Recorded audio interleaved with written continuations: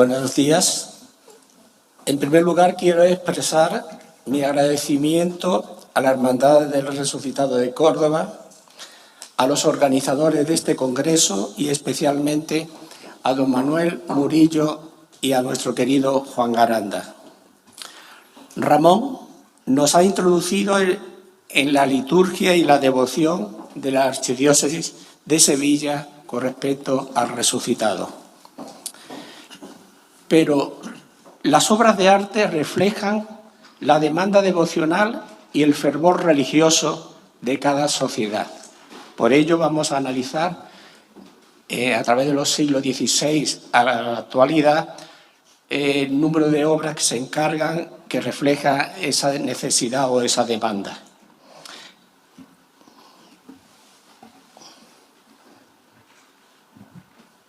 El patrimonio artístico de la Archidiócesis hispalense no conserva muchas obras de arte gótico que muestren la escena de la resurrección de Cristo, aunque existen algunas en pinturas, esculturas y libros corales, entre las que destacamos el interesante grupo escultórico de Jorge Fernández, que talló para el retablo mayor de la Catedral de Sevilla y fue policromado por su hermano Alejo Fernández.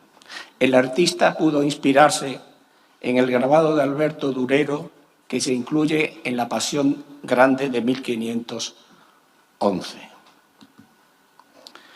El Renacimiento se introdujo en Sevilla a través de varios sepulcros italianos y en dos de ellos se representó la escena de la resurrección de Cristo en el centro de la construcción.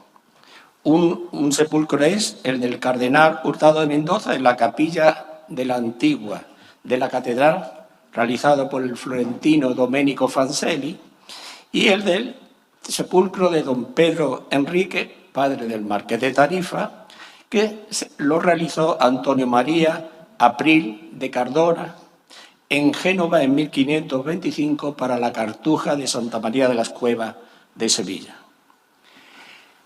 El siglo XVI fue la época de esplendor de la iconografía de la resurrección de Cristo, sin duda favorecida por las directrices del Concilio de Trento. Las primeras representaciones que destacamos son tres y fueron realizadas para la Catedral de Sevilla por artistas centroeuropeos establecidos en la ciudad. Hernando de Sturmio pintó en grandes dimensiones la escena de la resurrección en el retablo de los evangelistas y Pedro de Campaña, otra en el retablo del Mariscal, ambas composiciones de 1555.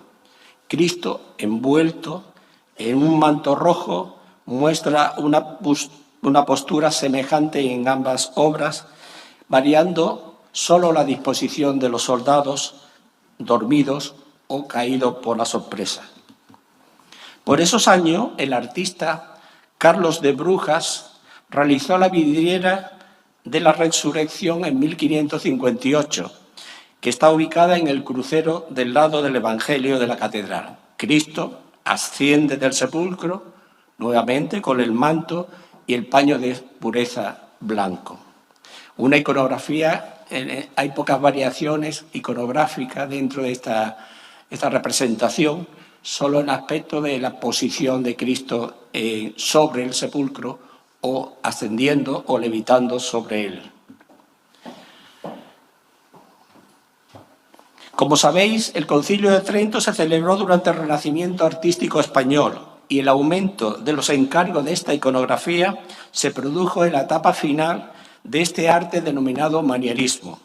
El escultor Juan Bautista Vázquez el Viejo, uno de los artistas castellanos establecidos en Sevilla y creadores de la primera escuela sevillana de escultura, terminó en 1564 la parte alta del retablo mayor de la iglesia prioral de Santa María de Carmona, en donde está el relieve de la resurrección con el cuerpo de Cristo levitando, ascendiendo sobre el sepulcro y los soldados romanos dormidos. Pero la figura que Cristo comenzó a adquirir mayor volumen dentro de las composiciones del retablo y crearse la figura individual. como aparece en el ático del retablo de la iglesia de Santo Domingo de Osuna, una obra contratada por el artista Diego de Velasco en 1582 y cuyas esculturas se atribuyen a Jerónimo Hernández. Este artista, Jerónimo Hernández, discípulo de Juan Bautista Vázquez el Viejo, y su maestro, los dos tallaron en 1570 al 79 en Sevilla el magnífico grupo que sobresale en la calle central del retablo mayor de la parroquia de San Mateo de Lucena, que estáis viendo en la proyección. Cristo nuevamente asciende sobre el sepulcro con el cuerpo levemente cubierto por el manto rojo y con la mano derecha en acto de bendición. Un soldado duerme y los otros caen sorprendidos por la escena. Los plateros también fundieron esculturas de plata de Cristo resucitado que coronan algunas de las esculturas de asiento o procesionales que se hicieron en el último tercio del siglo XVI, como las que Francisco Alfaro construyó para la parroquia de Santa Cruz de Écija, o para la parroquia de San Juan Bautista de Marchena, o para la prioral de Santa María de Carmona. Cristo está de pie con el cuerpo erguido y desnudo que cubre sus partes íntimas cubiertas por el paño de pureza, a la vez que bendice con la mano derecha y porta el lábaro o estandarte con la otra. Esta composición será la representada en escultura desde entonces hasta la actualidad.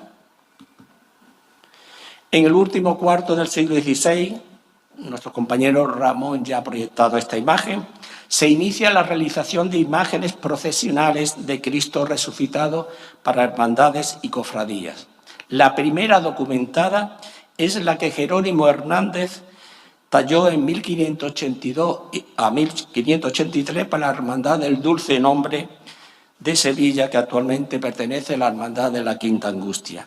De pie, con actitud majestuosa y con anatomía apolínea, Cristo levanta el brazo derecho para bendecir con su mano y con la otra sujeta con gesto elegante la cruz, que en origen creo que debió ser un lábaro.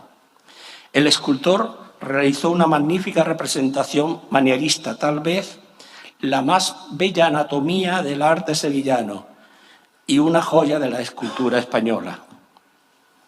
Aunque algunos historiadores han señalado como fuente de inspiración el Cristo vivo de Miguel Ángel, que esculpió en mármol entre 1519 y 21 para la iglesia Sopra Minerva de Roma, no obstante, la disposición del cuerpo y la composición de la escena reflejan la influencia de la estampa que el grabador Altdorfer imprimió en 1512. Otras esculturas manieristas y procesionales de esta época, con su característico contraposto más o menos acentuado y su canon estilizado, que se diferencian en los rasgos formales del estilo de cada escultor, son el que posee la Hermandad de la Vera Cruz de la parroquia de las Vírgenes de las Huertas del pueblo de la Puebla de los Infantes, la Hermandad de la vocación, de la misma vocación de la parroquia de Santa Cruz de Écija o la Hermandad del Santo Entierro de la parroquia de Huévar. Estas imágenes de autor anónimo son otros claros ejemplos del reflejo devocional de la diócesis hispalense a la resurrección de Cristo. En esta época surge también la representación infantil de esta iconografía, el Niño Jesús triunfante, como el que posee la mencionada Hermandad Sevillana del Dulce Nombre. Esta escultura, atribuida a Jerónimo Hernández, muestra plenamente su anatomía, con el característico contraposto manierista y un peinado singular. También fue la primera imagen de esta iconografía conocida en Sevilla. Entre las que se hicieron pocos años más tarde destacamos la de la Hermandad del Dulce Nombre de Marchena, que se atribuye al escultor Juan de Oviedo y que muestra rasgos del inicial naturalismo barroco. Otra pintura de finales del siglo XVI es la que representó Alonso Vázquez en un cuadro que conserva la parroquia de Santa Ana de Sevilla, en la que reinterpretó la composición de gran movimiento de figuras y apoteosis del grabado de los hermanos Wering, quienes siguieron un modelo del pintor Martin de Vos. El arte barroco, con sus distintas etapas, no fue muy prolífico, como se podría pensar viendo el desarrollo anterior. No obstante, en el primer cuarto del siglo, en la época denominada del primer naturalismo barroco, y que en la escultura se relaciona con el círculo de Martínez Montañés, pertenecen las imágenes que Pedro Díaz de la Cueva hizo en 1618 para la Hermandad Trianera de la Hoz, que se conserva en Gines, el de autor anónimo que se procesiona en la Algaba, y la que talló Juan de Mesa en 1620, que está en el pueblo de Tocina. Pocas son las representaciones de la resurrección de Cristo de estos siglos. Entre ellos destaca la espléndida pintura de Murillo, que realizó entre 1550 y 55 y que actualmente en la Real Academia de Bellas Artes de San Fernando, aunque procede de la capilla de la Hermandad de la Aspiración del Convento de la Merced de Sevilla. Otros ejemplos barrocos que destacamos son la escultura de Villamartín, un pueblo gaditano que perteneció a la diócesis de Sevilla, cuya bella e interesante imagen es obra de un escultor anónimo del círculo de Pedro Roldán, o la anónima del pueblo de Dos Hermanas. Y por último, en el siglo XVIII, destacar solamente la que Pedro Duque Cornejo hizo, que está en la sillería del coro de la Catedral de Córdoba, como vimos anoche. Existió una importante crisis en el siglo XIX y gran parte del siglo XX, como se ha comentado. Por lo tanto, pasamos a hacer referencia simplemente al Cristo resucitado de Buiza, que también se ha comentado, que fue el primero de la serie que se van a hacer en la provincia de Sevilla. El propio escultor hizo también para Herrera y para Coria otras imágenes.